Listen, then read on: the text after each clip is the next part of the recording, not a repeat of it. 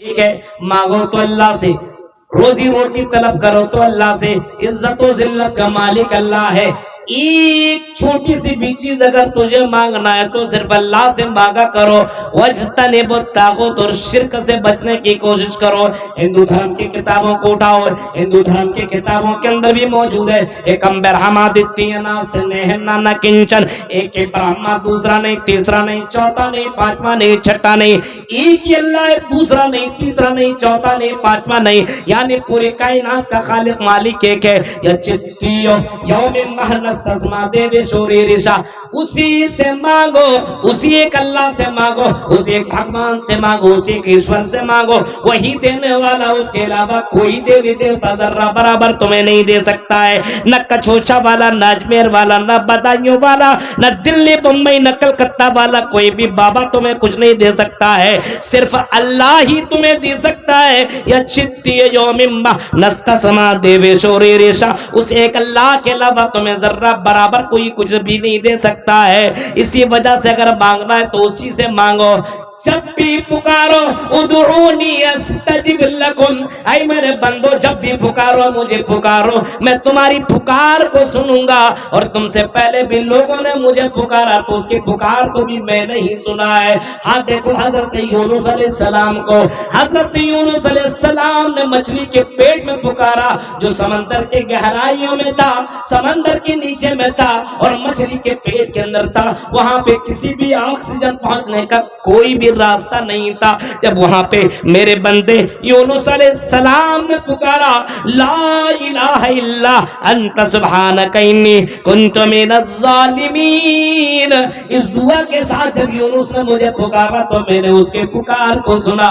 اسی طریقے سے زکریا نے پکارا، اور زکریا اذ نادى ربہ رب لا تذرنی فردا وانت خیر الوارثین، زکریا 80 سال کی عمر میں پکارا تو ہم نے اس کے پکار کو سنا اور ہم نے اس کو یحییٰ عطا کیا۔ ہم نے اسی طریقے سے ابراہیم کی پکار کو سنا، 80-90 سال کی عمر میں بال کا سفید ہو چکے، پیدائش کی کوئی امید ہی نہیں ہے اور اس کی بیوی بڑھیا ہو چکی ہے، لیکن پھر بھی جب پکارا تو ہم نے اس کو اسماعیل عطا کیا۔ اے میرے بندو میرے علاوہ کسی اور کو مت پکارو، مجھے پکارو، میں ہی تمہاری پکار کو سننے والا ہوں۔ تو توحید جب تک تمہارے اندر باقی رہے گی تو اللہ تعالیٰ کی مدد آتی رہے گی۔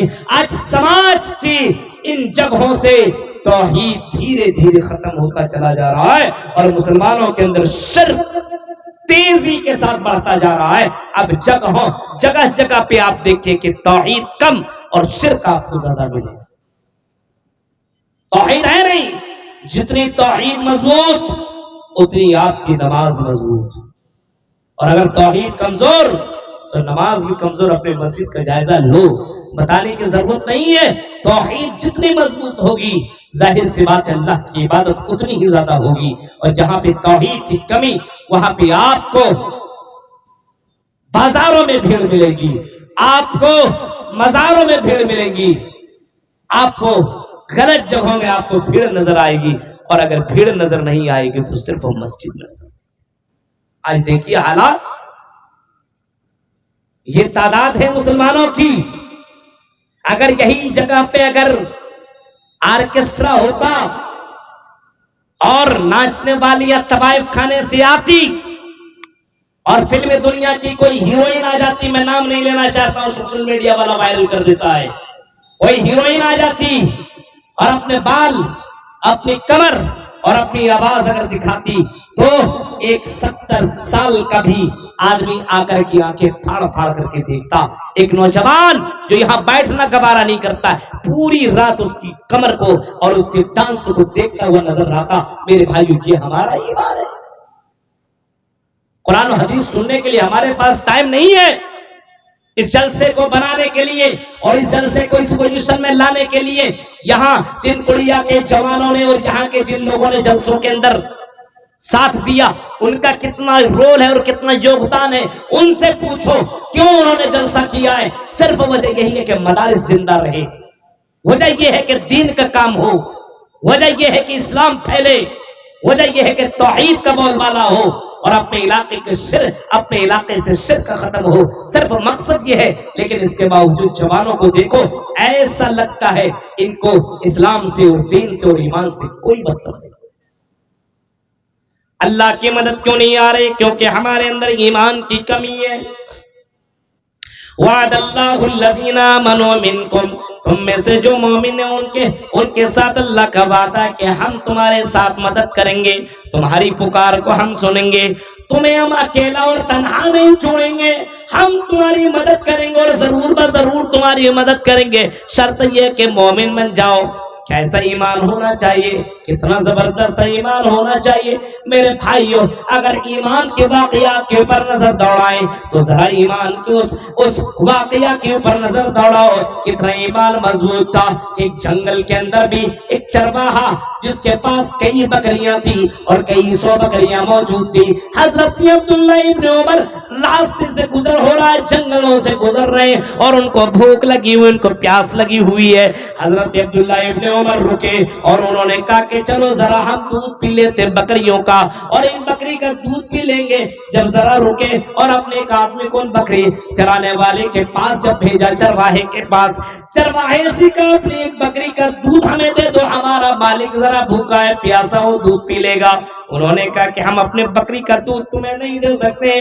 کہا کیوں نہیں دے سکتے، کیا معاملہ ہے؟ کہا کہ یہ بکریاں میری ضرور ہے لیکن میں اس کا مالک نہیں ہوں، میرا ان بکریوں کا مالک گھر کے اندر ہے، ان کی اجازت کے بغیر میں دودھ کیسے پلا سکتا ہوں؟ یہ بات جا کر کے حضرت عبداللہ ابن عمر کو جب اس نے بتائی تو حضرت عبداللہ ابن عمر وہاں سے نکلے اور چرواہے کے پاس پہنچے اور چرواہے سے کہا اے چرواہے ذرا یہ بتا تم مجھے دودھ نہیں پلا سکتے ہو؟ کہا کہ نہیں۔ کہا کہ چلو ایک اور کام کرتے ہیں، تم بے خوش ہم بے خوش، تم ذرا ہم سے دینار و درہم لے لو، ایک بکری ہمیں دے دو، ہم اس کا دودھ بھی پی لیں، ہم اس کو ذبح کر کے کھا لیں، تم بھی خوشی، تم بھی خوش ہم بھی خوش، تم بھی فائدہ میں ہم بھی فائدہ میں۔ اس نے کہا پھر این اللہ، کہا پھر اللہ کہاں ہے بتاؤ؟ ہاں ٹھیک ہے ہم تمہیں بکری دیں گے، ہمیں تم دینار و درہم دے دو، ہم بھی فائدہ میں رہیں گے، تم بھی فائدہ میں رہو گے، میرے مالک کو پتہ نہیں چلے گا، لیکن میرا اللہ جس کو ساری حرکتیں معلوم، جو سمندر کی گہرائیوں میں رہنے والا ایک مچھلی کو جانتا ہے، اور مچھلی کے پیٹ کے اندر کتنے زیادہ دانے ہیں اور کتنے زیادہ انڈے ہیں اور کتنے زیادہ نر اور مادہ ہیں، تمام چیزوں کو جاننے والا میرا پروردگار ہے، میرا رب العالمین ہے، میرا پروردگار ہے۔ جب اس کو جان سکتا ہے، ایک کالی رات میں چلنے والی چونٹی کی آواز کو سن سکتا ہے، دیکھ سکتا ہے، اور اس کی حرکت سے اللہ تعالیٰ واقف ہے، تو بتاؤ میں اس بکری کا ہیر پھیر کروں، اس بکری کا لین دین کروں؟ ہاں میرے مالک کو پتہ نہیں